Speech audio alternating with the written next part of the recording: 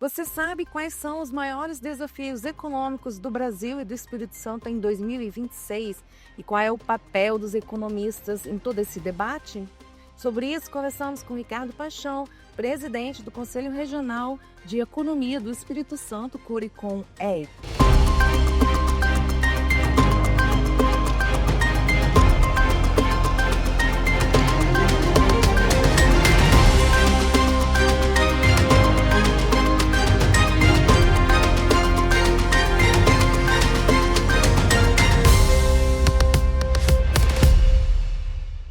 Seja muito bem-vindo, Ricardo.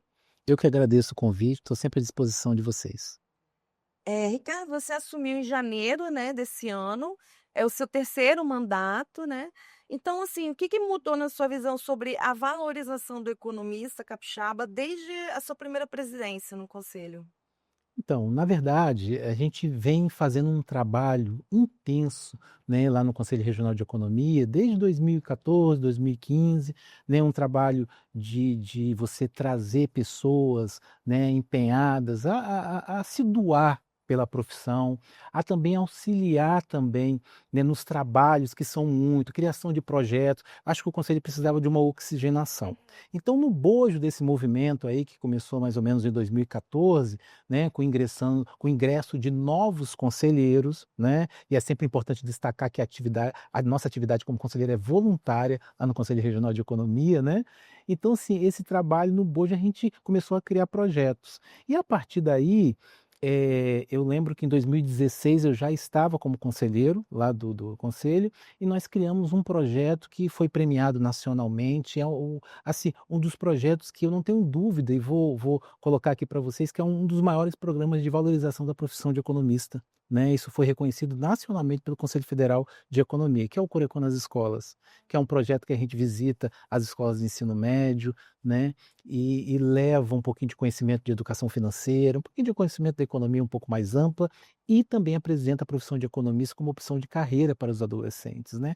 Então, assim, no bojo desse movimento, a gente também começou a se preocupar em dialogar com a sociedade, porque, assim, é sempre a visão que fica que o economista é muito técnico, né, fala uma linguagem, né, que muitas vezes pode não ser acessível, então a gente começou a se preocupar com isso, foram montadas algumas frentes, da gente atender a imprensa, né, a gente explicar o cenário econômico, que esse é um dos papéis do economista, né, a gente atender bem a imprensa, falar de uma linguagem que a sociedade possa entender também, né, e a partir daí a gente fazer a leitura da realidade econômica, explicar o que está acontecendo e contribuir para que as pessoas possam tomar suas decisões na sua vida particular, no universo empresarial, né. Esse é o papel principal do economista e esse trabalho a gente tem intensificado desde esse período até os dias atuais. O Corecon nas escolas, ele transforma a realidade dessas crianças, né. Que tipo de transformações vocês já puderam, constatar, né, por meio desse projeto? Então, é um projeto do conselho, né, que eu tenho muito orgulho de participar, né, ao longo desse tempo todo. Por quê? Porque você falou tudo mesmo, né, o projeto ele faz uma intervenção na realidade dos jovens e adolescentes que estão naquele período, basicamente, que eles vão escolher uma profissão, né, estão naquela fase do ensino médio, onde eles vão escolher qual graduação vão fazer, e aí o projeto chega para explicar um pouquinho o papel do economista também. Porque muitas das vezes as pessoas têm dúvida, não sabem a diferença de um administrador, de um contador para um economista, acham que é a mesma coisa, só que tem diferenças, né, de perspectivas, né, de atividades que cada um vai exercer no caso, né, atividades restritas, né, e o economista ele tem esse papel, então a gente leva para eles, olha, existe a necessidade de ter um profissional que ele consegue entender a realidade que nós estamos vivendo, explica isso para a sociedade, né, e a partir daí você toma suas decisões, até em cunho pessoal. E o jovem é muito importante, por quê? Porque eles têm muita curiosidades, né, e como, a profissão de economista também, muitas das vezes, né, quando aparece, assim, na imprensa, nos jornais e tudo, é algo que em alguns momentos pode ficar mais complexo, as pessoas terem mais dificuldades de entender o papel do economista, nós fizemos esse projeto para que a gente fale a linguagem dos jovens. Então, assim, não é uma palestra, é um bate-papo descontraído, eles perguntam, tal. E eles também, depois da palestra, eles levam isso para casa, esse conhecimento, conversa com o pai, conversa com o seu responsável, conversa com a avó, com o tio, e as pessoas também passam a entender um pouquinho mais, né, além de ajudá-los e de auxiliá-los na tomada de decisão, que é uma decisão crucial, importante, que é a escolha de uma profissão. Então, muitas das vezes, aí você fala do retorno, né, eu fico muito feliz quando eu vou na Universidade Federal do Espírito Santo, que é uma instituição onde tem a graduação de Ciências Econômicas, né, que a pessoa cursa para se tornar economista, e chego lá, às vezes um jovem me para e fala bem assim: "Olha, você é o Ricardo Paixão, né, você foi na minha escola falar um pouquinho da profissão e hoje eu sou calouro aqui do curso de graduação", tanto lá na Universidade Federal, como no IFES também, que tem a graduação de Ciências Econômicas. Isso para mim não tem preço, né, eu acho que esse papel que o conselho faz, que transcende a sua missão, que é fiscalizar a profissão de economista, isso para mim é fundamental e importante. Você vê a alegria, né, a pessoa chega e te para e fala: "Olha, eu não conhecia, eu não sabia o que o economista fazia, mas a partir daquele projeto, né, daquele momento, daquela fala, eu entendi o que o economista faz e a partir daí eu decidi ser um economista", que eu achei maravilhoso o papel e a importância que ele exerce na sociedade. Então nós sempre temos preocupação de levar a profissão cada vez mais próximo da sociedade e dos jovens.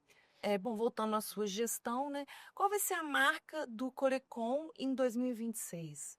Então, nós viemos aqui, né, da gestão de uma colega, né, da Érica Leal, que o ano passado, uma gestão brilhante, onde nós tivemos os 50 anos da nossa profissão, né, do nosso conselho, na verdade, né, do nosso conselho.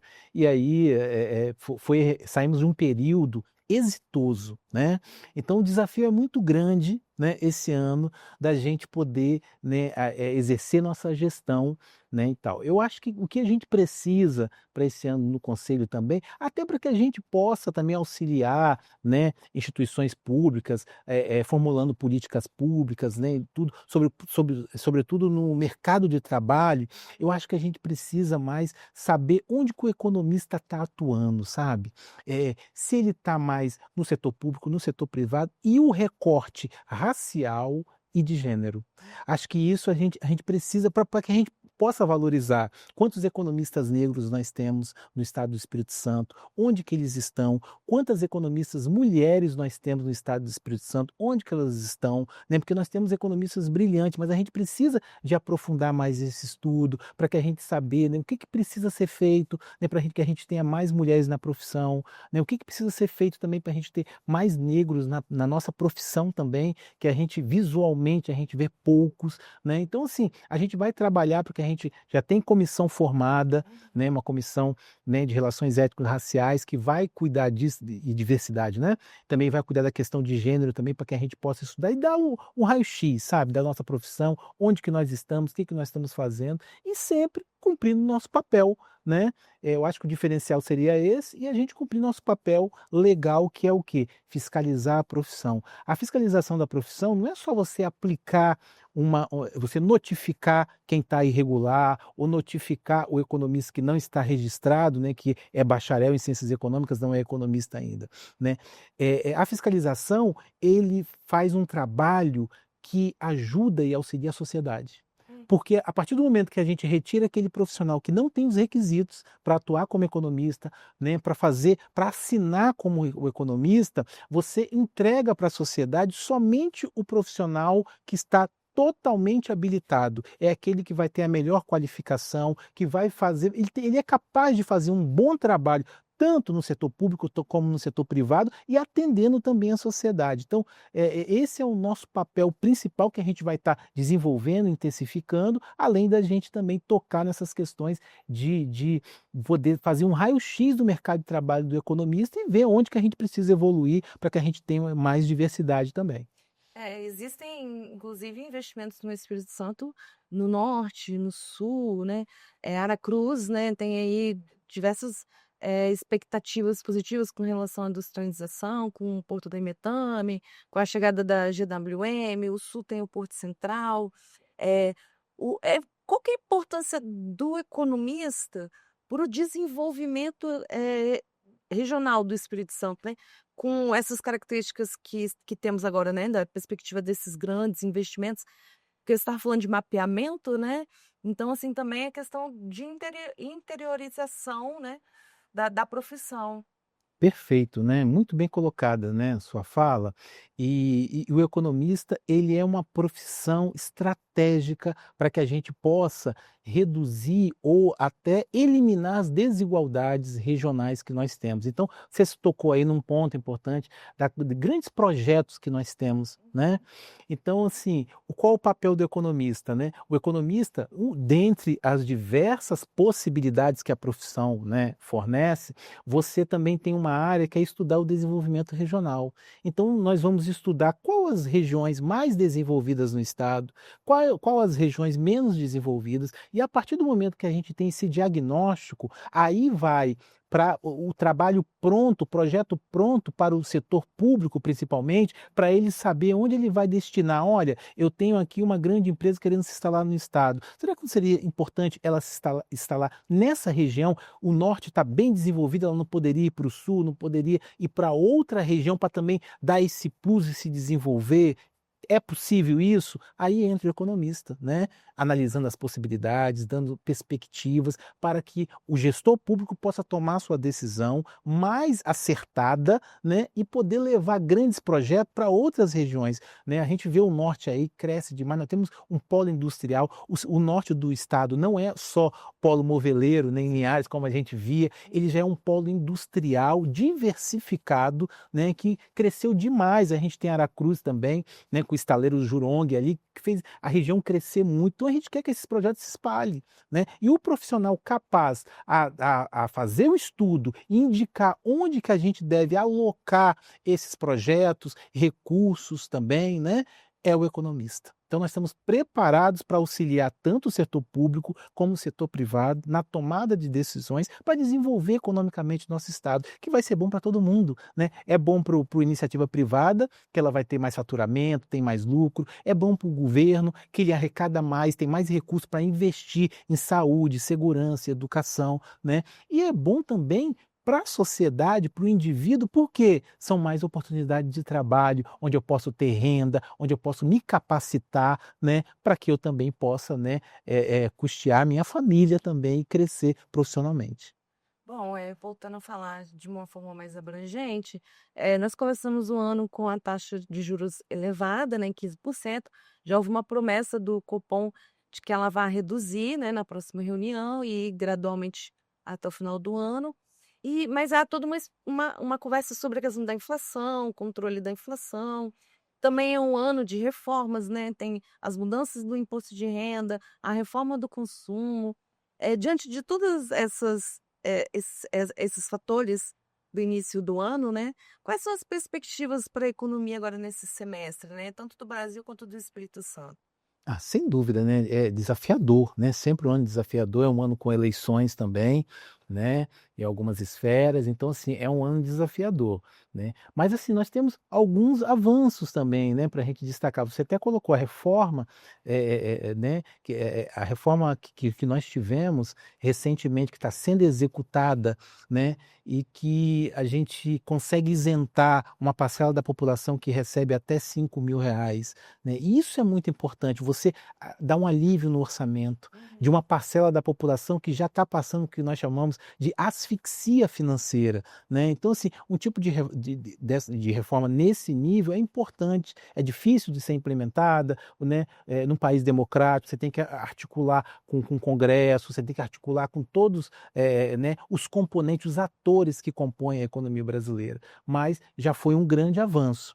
Com relação à taxa de juros, né, nós temos aí um debate acalorado, né, dentro da economia, porque assim, na minha avaliação, nós temos sim, né, que nos preocupar com a inflação ela não pode sair do controle, ela tem que estar dentro da meta, nós temos que ter responsabilidade com isso, porque isso tem impacto muito ruim para a sociedade se a gente perde o controle da inflação. Porém, no meu ponto de vista, uma inflação em torno de 4,5%, né, 4, até 5%, um dígito só, não é uma inflação tão elevada para que a gente tenha tantas preocupações com a taxa de juros. Na minha avaliação, a taxa de juros já poderia estar numa trajetória de queda, né?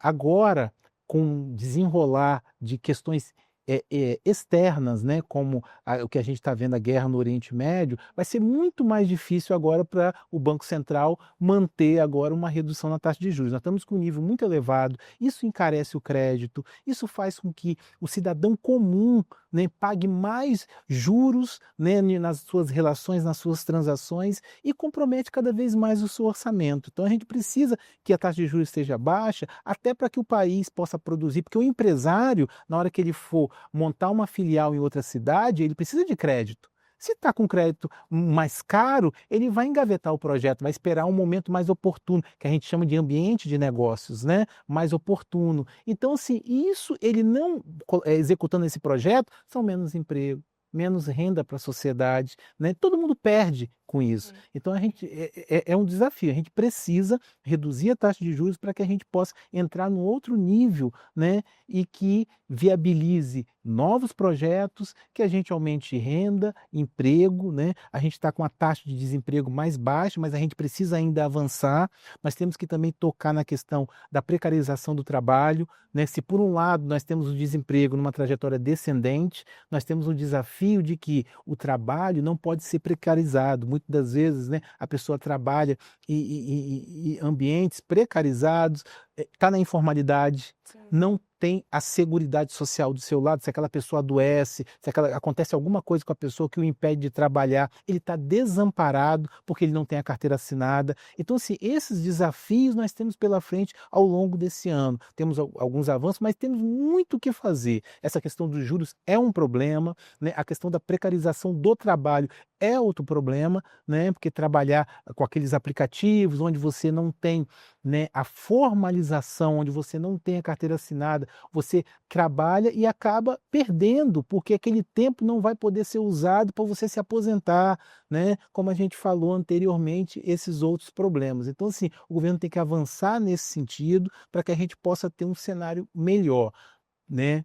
Tivemos alguns avanços, mas tem muito que fazer, muito trabalho que fazer. E todos têm que colaborar. A sociedade civil organizada também, porque muitas das vezes, né, a gente critica as autoridades, mas quando abre lá o orçamento participativo, que é uma ferramenta importante, onde a sociedade civil organizada pode participar, escolher, né, sugerir onde o gestor público pode destinar o recurso que é público, que é dele também, ninguém aparece. Então nós, da sociedade, temos que buscar isso, né? Ir lá, votar, né? Indicar onde está precisando de uma pracinha aqui, está precisando de uma escola, uma unidade de saúde. Nós temos que fazer isso e olhar nossa prefeitura, cada um na sua localidade, porque isso é importante. Esse é o papel da sociedade civil também. Não é só criticar, é também participar desses momentos para auxiliar os gestores na melhor decisão que vai ser bom para todo mundo.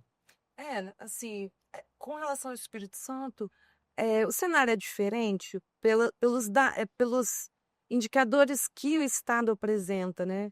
Ele é o Estado que é bem organizado, então ele tem notas, boas notas, né? E boa colocação nos rankings da Secretaria do Tesouro. Porém, essa questão da taxa de juros, a gente vê que ela como o senhor falou, ela reduz, né, o consumo, ela freia o consumo das famílias. Na última pesquisa, né, sobre o endividamento das famílias, ela não variou muito, né, de janeiro desse ano para janeiro do ano passado, não houve muita diferença, quer dizer, ao longo de 2025 a gente viu aí muitas famílias ainda com dívidas, né, e como é que fica famílias daqui do Espírito Santo, né, como é que fica essa questão para o caso do nosso estado? Então, primeiro, o Espírito Santo, como você bem destacou, né, o Espírito Santo ele tem uma dinâmica econômica diferenciada, se a gente olhar, né, para o Brasil. Geralmente, o crescimento do PIB do Espírito Santo, a tendência é ser maior do que a média nacional, né? Nós temos vários arranjos produtivos espalhados pelo estado, né, como o polo moveleiro, né, a dinâmica industrial do norte do estado, do Espírito Santo. Nós temos a questão de rocha, o arranjo produtivo de rocha no sul do estado. Então isso tudo dá uma dinâmica diferenciada. E aí você tocou num ponto importantíssimo, que é também um governo equilibrado financeiramente. Nós já temos vários anos que o governo ele tem um equilíbrio, né, fiscal que nós chamamos, né, que é o governo gastar menos do que arrecada, o governo fechar suas contas, estar com suas contas em dia, pagar o servidor público em dia, que nada mais é do que uma obrigação do gestor público. Mas se a gente olhar alguns vizinhos aí, o Rio Grande do Sul já teve problema, Minas Gerais já teve problema pagar os servidores públicos, né? Então nós temos vários vizinhos aí, o Rio de Janeiro também com problema, que tem problema em pagar os próprios servidores públicos. E o Espírito Santo já há muito tempo que não tem mais esse problema. E o servidor público, ele é um agente econômico importante, porque ele dinamiza a economia consumindo, né? Então isso que traz ao governo credibilidade, isso traz grandes projetos aqui para o Espírito Santo, né? São empresas querendo se instalar aqui, porque sabe que a conjuntura aqui é melhor, né? Então, assim, esse fato aqui coloca o Espírito Santo numa prateleira de cima e de destaque dentro da economia nacional, né? E esse é o ponto positivo aqui do Estado, né? O Estado saneado, né? Que possibilita o Estado até ter, se você me permite, um instrumento que aqui no Brasil a gente não tinha ainda, que é o Fundo Soberano. Ah, sim. O Fundo Soberano, ele é uma das ferramentas extraordinárias, que isso foi possível instalar aqui no Estado devido à sua organização econômico-financeira. O que é o Fundo Soberano? É você pegar a riqueza que nós temos, que é o petróleo, né?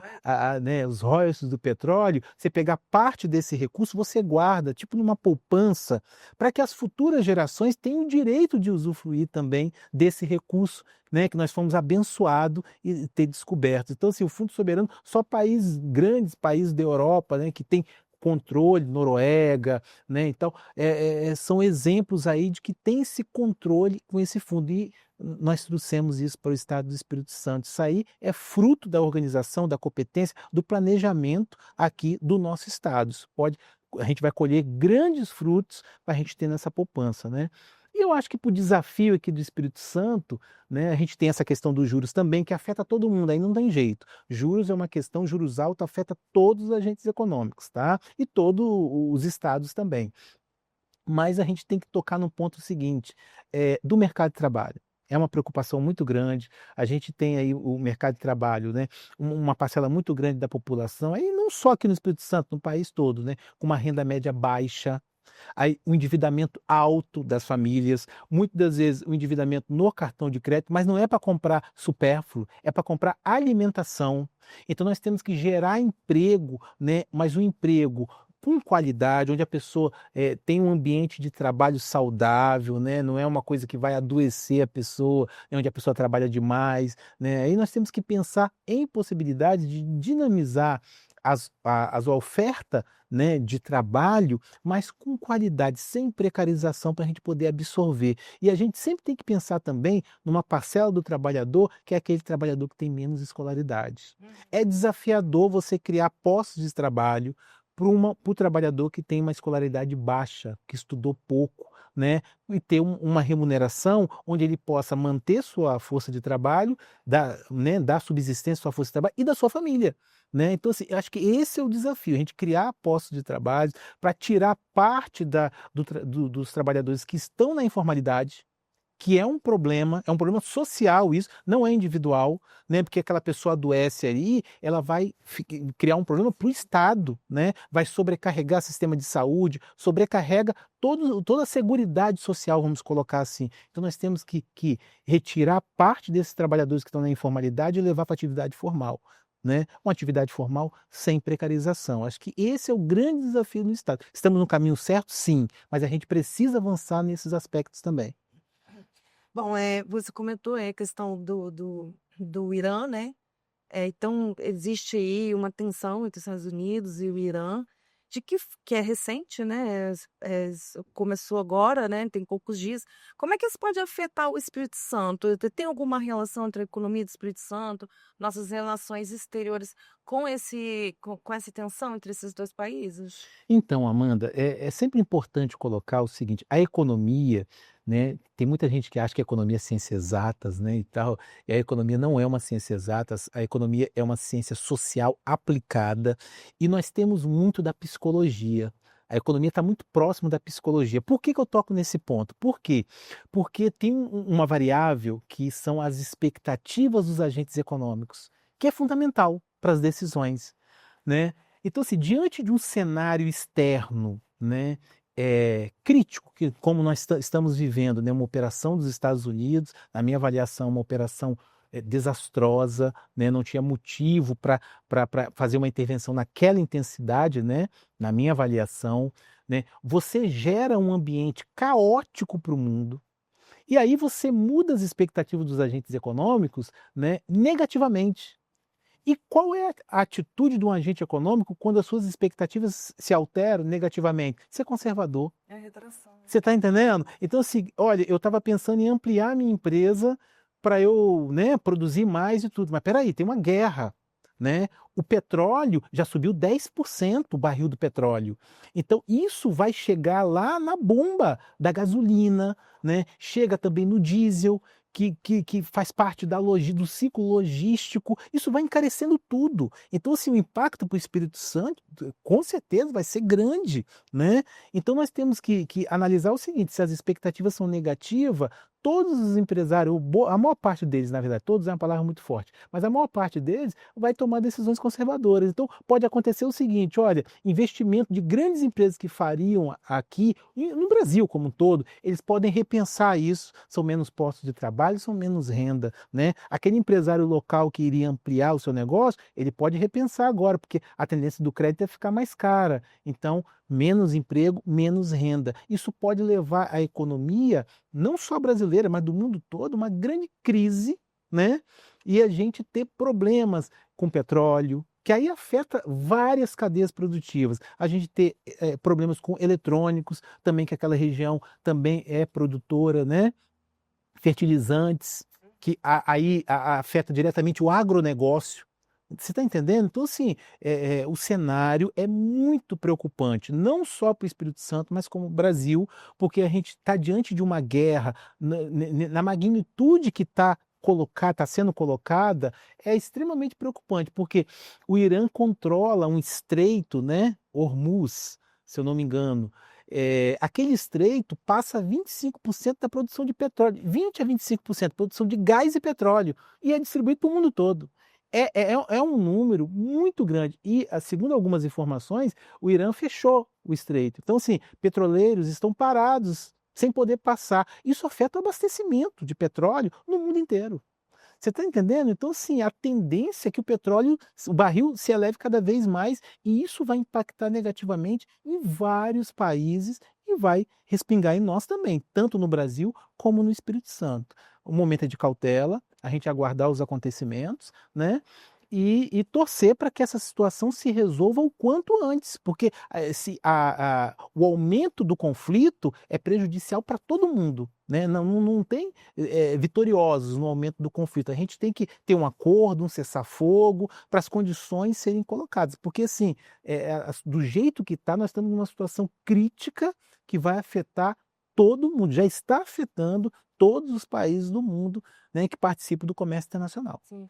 Você colocou aí uma visão mais prática, né, do dia a dia, mas a gente tem que lembrar também que o Espírito Santo, ele é o segundo maior produtor de petróleo do país, eu acho que o terceiro ou quarto de gás do país. Isso afeta também de alguma forma o Espírito Santo? Então, é importante isso, né? A gente também tem que lembrar que o Espírito Santo realmente ele tem essa potencialidade, mas muitas das vezes a qualidade do petróleo produzido, entendeu? Ela não é totalmente utilizada para o abastecimento interno. Então, nós não somos autossuficientes. Parte do petróleo, né, parte do que, né, que vai produzir gasolina depois, ele é importado ainda, porque a gente produz uma determinada qualidade do petróleo, né, que para você refiná-lo, o custo seria muito elevado, então não compensa para transformar em gasolina, né, e outros derivados. Então, assim, esse é um ponto crucial. Embora o Espírito Santo seja um grande produtor, né, nós não somos autossuficientes de dizer que essa produção vai dar conta de abastecer o mercado interno no curto prazo. pelo menos, né. Então por isso que a gente se coloca uma condição de que o conflito, infelizmente, vai afetar o Espírito Santo também via energia, no caso petróleo. Bom, agora mudando um pouco de assunto, falando de tecnologia, né? A inteligência artificial já está posta, né? Está sendo utilizada, qualquer pessoa que queira utilizá-la, empregá-la, né, para trabalhar, para facilitar suas atividades do dia a dia, já pode usá-la, né? E aí tem a questão da análise de dados, né? Então, qual que é o perfil do economista hoje diante desse cenário? Claro, né, a inteligência artificial ela está impactando em todo o mercado de trabalho, não só no mercado de trabalho, né, mas basicamente em todos os setores, todas as áreas, né, e com certeza também o economista, né.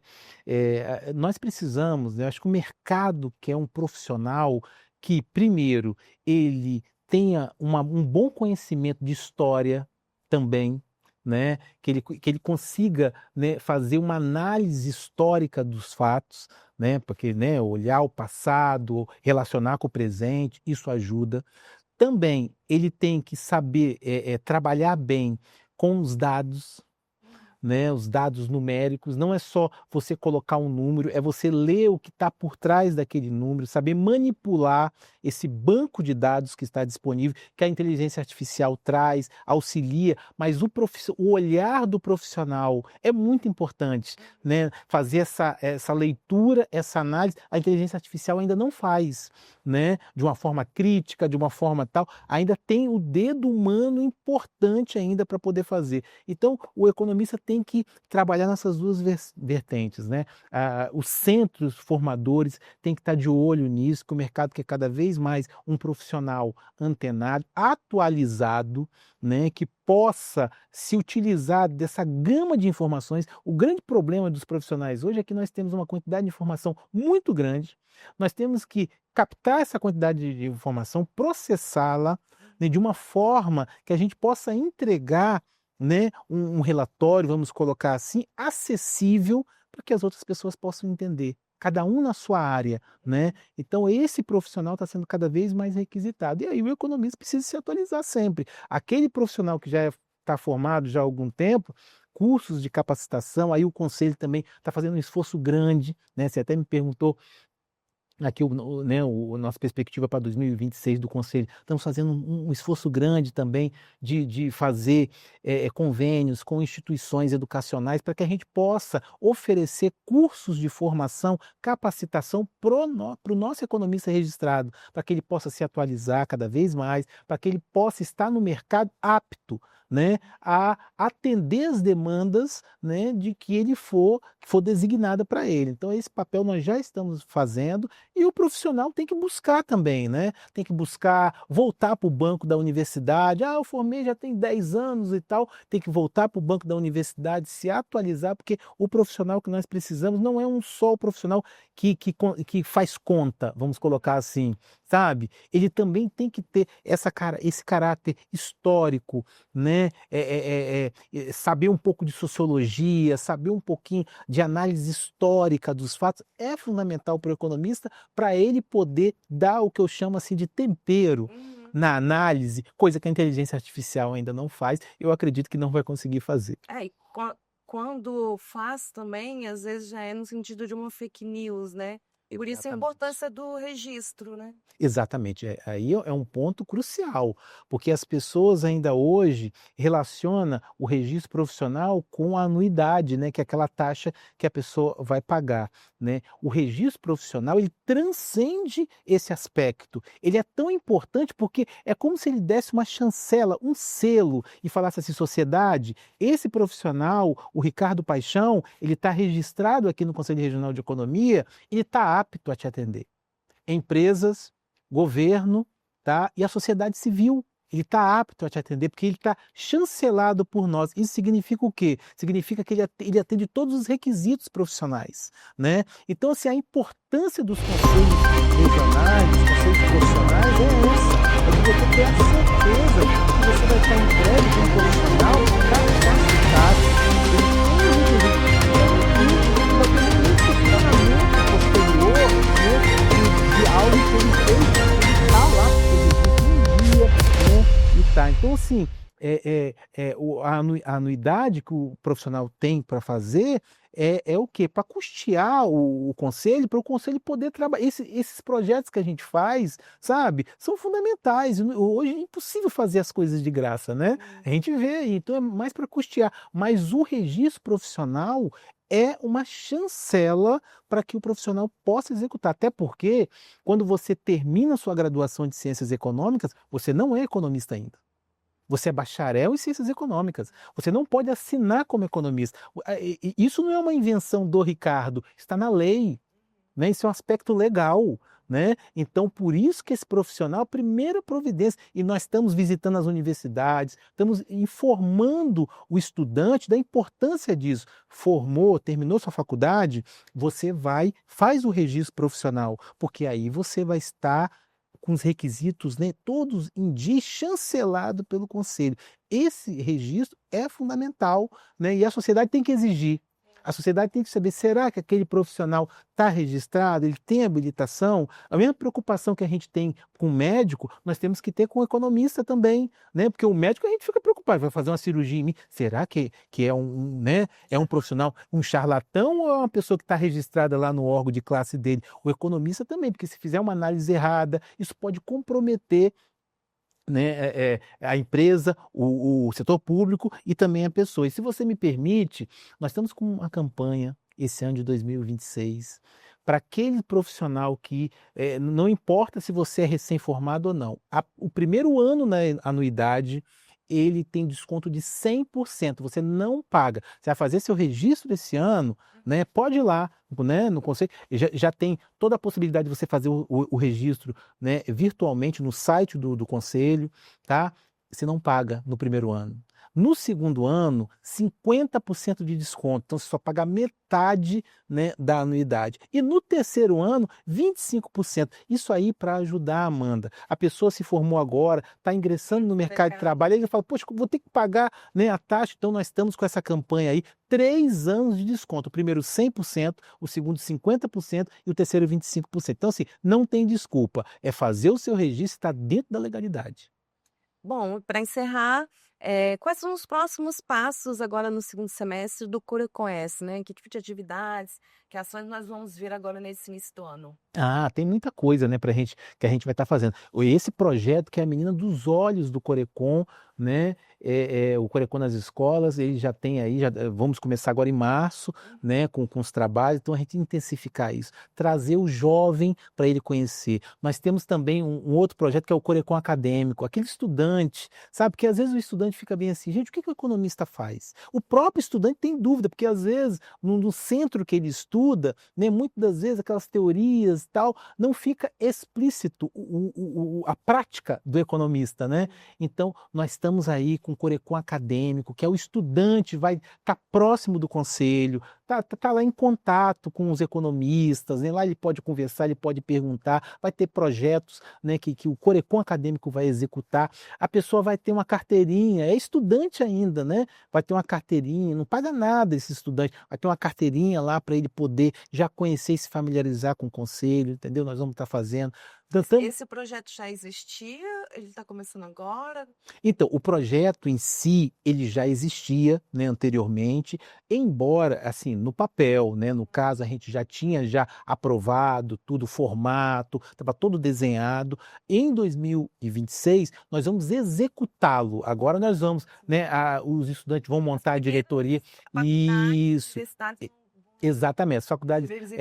Exatamente, a pessoa vai poder já ter um registro como estudante, né? O Corecon acadêmico é aquele registro como estudante que a pessoa vai ter, mas já se familiarizando com os trabalhos do Conselho Regional, para quando ele terminar a sua graduação, ele já sabe, opa, eu já trabalhei, já conheço. E ele também, ele é um pulverizador de conhecimento, porque eu estou no Corecon acadêmico, eu vou levar para o meu colega que estuda comigo e não está, e não sabe a importância do Conselho Regional de Economia, entendeu? Ele é um pulverizador do conhecimento. Então, esse é um outro projeto que a gente vai fazer, além de outros, né, aquele estudo que a gente vai estar fazendo, né, da questão racial, mapeamento do mercado de trabalho do economista, a questão racial, a questão de gênero também, para a gente saber onde que os nossos colegas estão, né, e a partir dali a gente vê, olha, precisa de alguma ação para que melhore a quantidade. Nós temos poucos economistas ainda, né, com esse perfil, né, nas principais empresas, nos principais postos de gestão. Isso aí a gente vai estar atuando também. E nosso trabalho incansável de também fazer parcerias e destinar aos nossos registrados capacitação. É o que nós falamos anteriormente, né? Sim. O economista tem que estar atualizado. E nós vamos cumprir nosso papel de oferecer capacitação, né, para auxiliar esse economista e ele poder estar no mercado de trabalho atualizado e ser demandado, né, e atender, né, o nível de exigência que essa demanda está se colocando para ele. Perfeito. Ricardo Paixão, gostaria de agradecer bastante a sua presença. Muito obrigada por ter aceitado participar. Eu que agradeço, estou sempre à disposição, né, da revista, que tem um papel muito importante no estado de informação, tá? E quando precisar de mim, é só me requisitar que estarei aqui com vocês. E para você que está nos assistindo e quer saber mais informações sobre esse assunto e outros assuntos, acesse sbrasil.com.br, nos acompanhe nas suas redes sociais e até a próxima.